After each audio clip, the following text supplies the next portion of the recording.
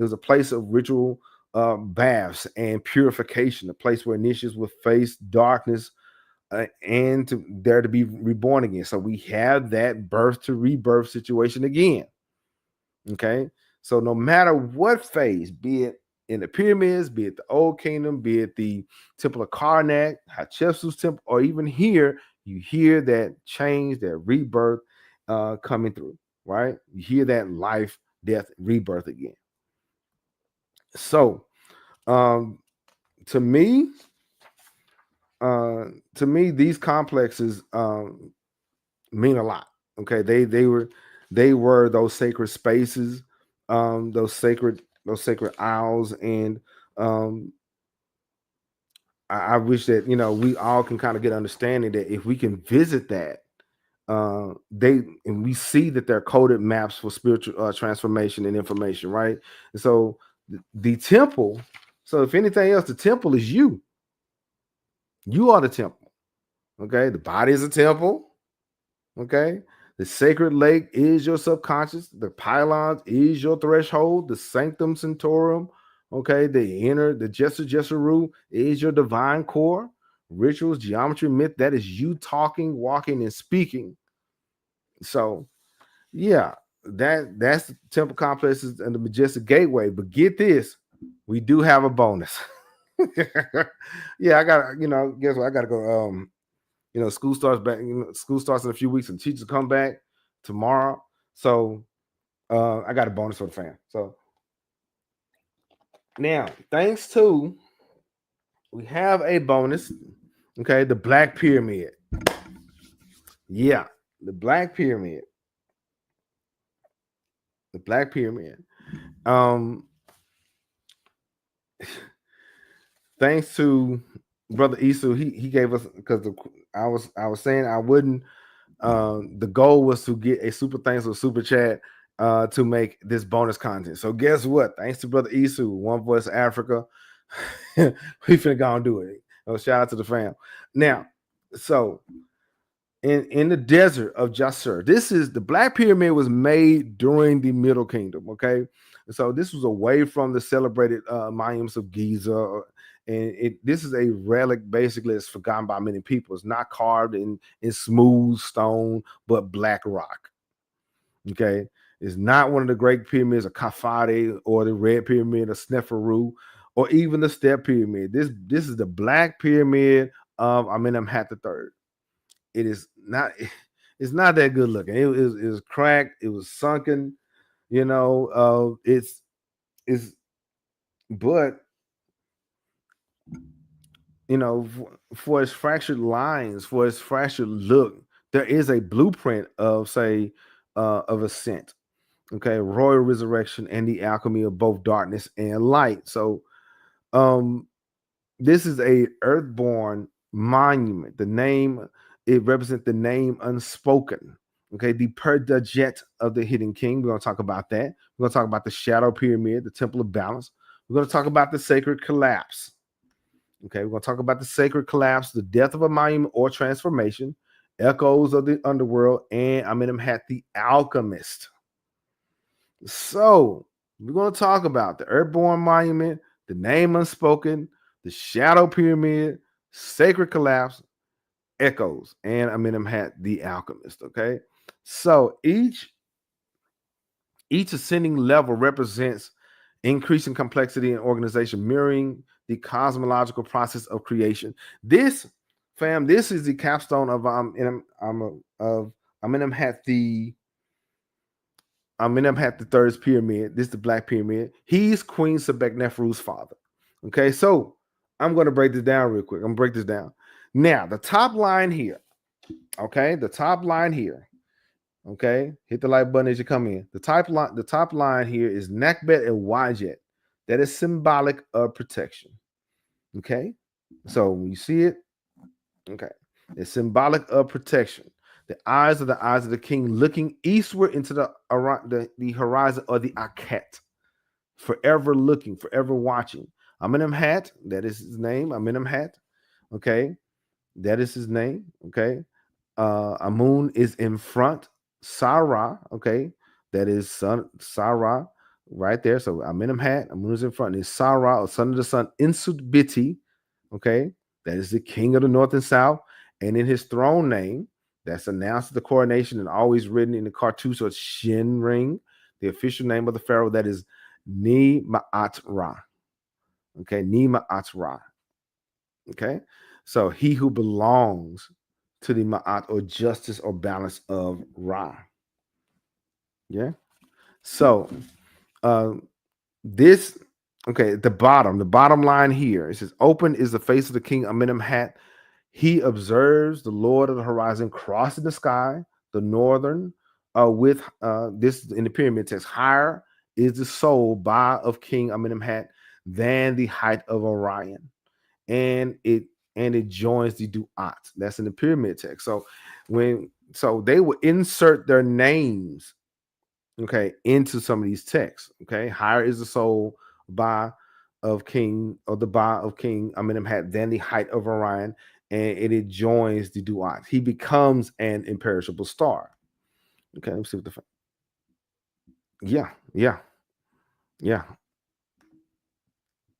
I get it. I get it. You still. I ain't check roll yet, but we got to take care of family. Family's important. He just step out of class. Mama call. I get it. You know what I'm saying? When mama call, you got to listen. Understand me? But I ain't check roll yet. Yeah, he said. Yeah, a guy been following for years said that he's been to the Tomb of Osar. He's been to Kemet 2-3 times. Yeah, that's pretty cool. Yeah, yeah, yeah. And so now to the initiate. This wasn't a flawed design. This is a pyramid born of black earth, echoes the myth of the chemist born on rebirth from the chaotic waters of the primordial waters of noon. This was a pyramid of the people's sacred soil. And so this was a pyramid unlike any other, I think, in my opinion. So it was constructed during the 12th dynasty by Pharaoh Amenemhat III. The Black Pyramid was revolutionary. It's a different kind of stone. Unlike earlier pyramids built in massive limestone blocks, this one was composed of mud brick core encased in limestone. So it was a return to the womb of the Nile. So this choice was it was practical and symbolic. Mud brick shaped from the Nile silt signify primordial matter, the essence of the noon, from which creation emerges. So this was the earthborn monument, the black stone. Okay. Then we had the name unspoken, the Perdejet of the hidden king. The Perdejet. The Black Pyramid's original name was likely Amenemhat's. In other words, Amenemhat is mighty and perfect. But to the ancient priesthood, names were symbolic, and it was portal. So the deeper esoteric meaning lies in the pyramid's alignment and internal plan. The temple of the Ka and Ba, hidden beneath layers of misdirection and silence. He was supposed to be the hidden one, hidden there. Okay. Its layout was a labyrinthine, it was a labyrinth or maze full of false passages, sealed chambers, dead end tunnels. Why? Because this was not just merely a tomb, it was a ritual of concealment. Okay, an initiatory machine that mimicked the soul's descent from into the Duat. Only the worthy could follow the hidden path of Amenemhat's transformation. Only the worthy, only the prepared. So to enter here was to become lost, but to emerge reborn. To come in, you was coming in lost, but when you came out, you was reborn. Okay, that's what it was about. So that was the unspoken, the hidden, the shadow of the pyramid. Okay, temple of balance. Amenemhat the third ruled at the height of the Middle Kingdom's power. Yet he wasn't just a symbolic king. This man reigned for like 40 plus years. He was a divine king, a keeper of balance between the visible and invisible, just like many other people. See, the thing is, we hyper focus on the New Kingdom or the 18th dynasty and onward, but the Middle Kingdom, they had their kings too. And Amenemhat the third, Sebeknefru's father, who reigned for 40 plus years, he needed respect. So the Black Pyramid he made embodies this tension between heaven and earth, light and shadow, stone and mud, permanence and impermanence, right? And so the pyramid once held not only say Pharaoh's burial chamber, but also his queen's tomb. Okay.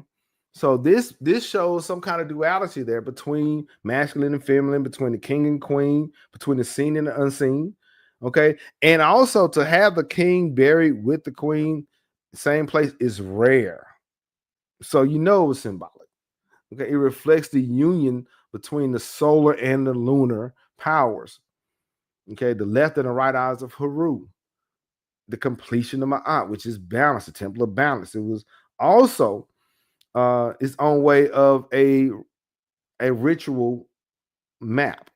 Okay, it wasn't a scent. It was more than say an ascent to the heavens or the duat, but a descent into the core, into the heart. A sacred inversion or immersion. Okay, the black stairway not up but inward. Okay, every one of these temples, every one of these buildings represented a journey that an initiate or a person has to take, even if they accept it or not, right? So the sacred collapse. This is what the Black Pyramid looks like now. This is what it looks like now. Okay. Was it the death of a monument or was it transformation? Okay, the pyramid's structural failure, it was a slow collapse and has often been interpreted as an engineering error, but I think it was very symbolic. Okay, this was not an accident. The Black Pyramid's instability, its sunken space, its fractured foundation are metaphors. It was symbolic in stone. Okay, the monument that returned itself back to the earth, that was made from the earth, returned back to the earth, was I guess you could say, a self burial, sacred decay. Okay, it's alchemical decomposition.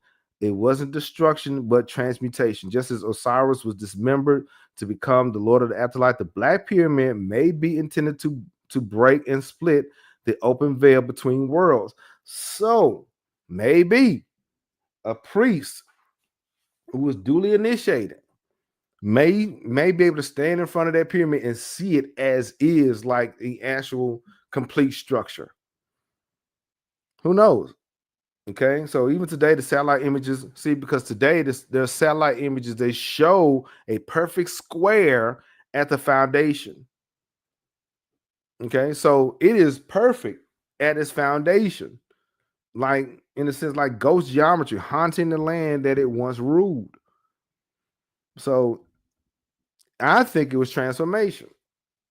So now, though no pyramid texts are inscribed within, scholars believe that the internal chambers did have pyramid text.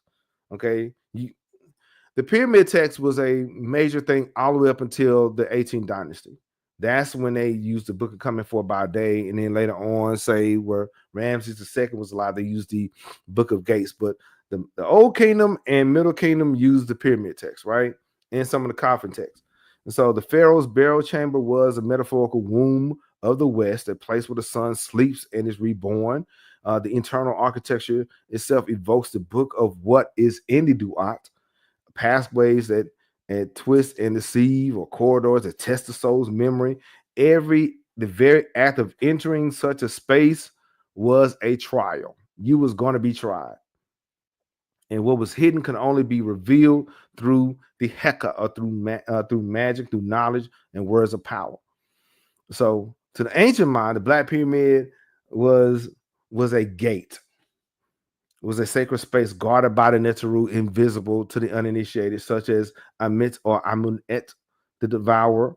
Okay, I'm sorry, Amit or Apep, or even the seven spirits of the West who hold the soul to an account.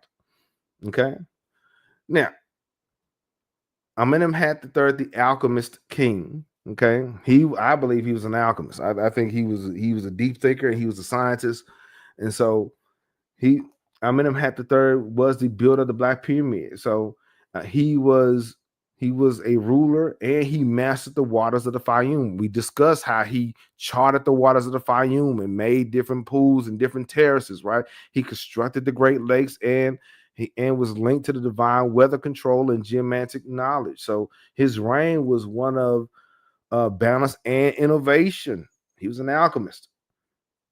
The Black Pyramid reflects his political power and his spiritual power. Okay, he was a child of both Ptah and Tahuti. Okay, so he would later build the pyramid at Hawara, suggesting that the Black Pyramid's role may have been deliberately unfinished. So he may have left it unfinished on purpose. Okay, because he wanted the Black Pyramid to mirror the Pyramid of Hawara. You know, and so like the magical working that opens and releases, it seals itself. His Gesser pyramid may have been its shadow twin and reverse mirror of the later and more perfected monument, the pyramid at Hawara. Also, I've been told that there was, fam, y'all let me know. I've been also told that there are two sphinxes. I wish I had a slide for that, but there may be two sphinxes or two Amenemhat. Okay, because there is a stone on the chest of the Amenemhat, and it shows two of them.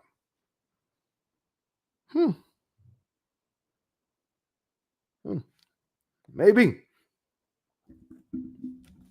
So,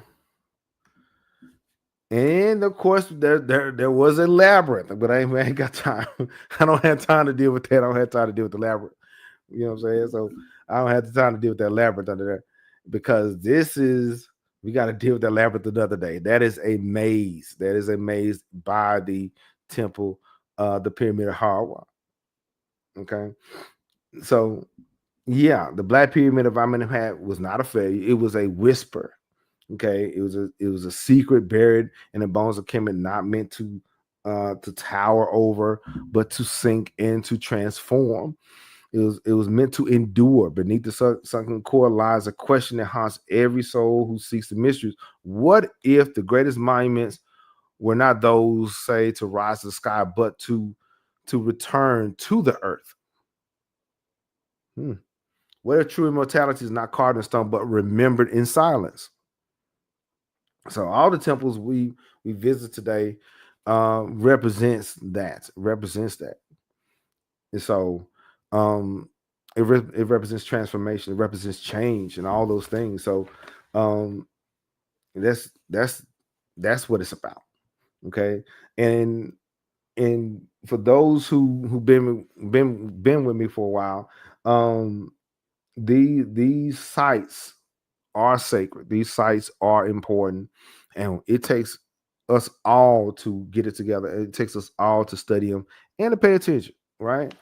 So now, we just got to talk about the majestic gateway, okay? But this Thursday, this is going to be recorded. It's not going to be live. So if you enjoyed this, hit the like button, and if you still here and you haven't subscribed, you know what I'm saying? But if you enjoyed that, like and subscribe, because we're going to talk about the Zagwe dynasty and how Ethiopia, get this, broke away from the Coptic Church. What's going on, Volta? What's going on? Ethiopia decided to say, nah, bro, we out. We're going to talk about that next Thursday. And yeah, it's going to be recorded. So yeah, so we're going to talk about the Zagwe dynasty and how Ethiopia broke from the Coptic Church. Yep. We're going to get into that. And that would be in chapter 3 of our book. Yeah, we're still in the book, chapter 3, The Ethiopians: A History by Richard Pankhurst. Okay, so get that. The affiliate link is in the description. Yeah, we're going to get into chapters 3 and 4 of the book. Now, and I gotta, somebody mentioned this. Okay, somebody mentioned a Nubian king that I knew nothing about. We're gonna have to talk about him. Okay, it's Adi Jalamani, the Nubian king behind the temple that's now in Spain. Yeah, Adi Jalamani. We're gonna talk about him, and these are the books. The Book of Gates, the Sacred Science, Temple in Man, the Egyptian Miracle. Okay, these are some great books, really good. But now I'm about to check roll. But before I check roll, I got a question. Before I check roll, I got a question. What would you like for me to? What would you like for me to? What would you like for me to discuss? On August 4th. Um, what topic would you like for me to address or readdress? Like and comment below. This is I have some things lined up for August. We got the Sphinx and the Kings. We're going to break that down. We're going to talk about the not to ply. We're going to break that down. But August 4th, is there a topic that you want me to address again, or kind of add some detail to it? Like and comment below. Let me know. And I'm about to check roll. All right. Now, all right. Before we check roll, everybody, we got Ujumbe members. Abina Scott, shout out to the fam, and brother Mo. They are Ujumbe members where they get a heads up on. They get the videos before everybody else. they get exclusive live chats and information. So join the membership. Check it out. All right. So now, so much love to Abina Scott and brother Mo. Now, electrical technology. Okay. Egos Rose, Jennifer C, Byron Gibson, RB, Autumn Guardano. These people just subscribed recently. Sister Linda and Edwin Moore. Yeah, yeah. Library Without Borders, a little bit of me, honey, and the alumni. Shout out to the Ujumbe alumni, Black on Black, Deborah Keaton, Valerie J, Brown Like Me TV, Global African Progress, Brother Ferguson, Black Buddha. And if you are present and I didn't call your name, like and comment present. Let me see. Shout out to Brother Hoop Daddy, Brother Volta. I see you. King Hercules. Yeah, Miss Blue. Okay. Shout out to the fam that is here. I really appreciate you guys coming through. And so, but if you are here, okay, and I didn't call your name, the person said present. Say I was different today. I didn't say here. All right. Yeah. So now, and shout out to Firmo for the glasses. Yeah, these are great glasses. Shout out to Firmo for the glasses.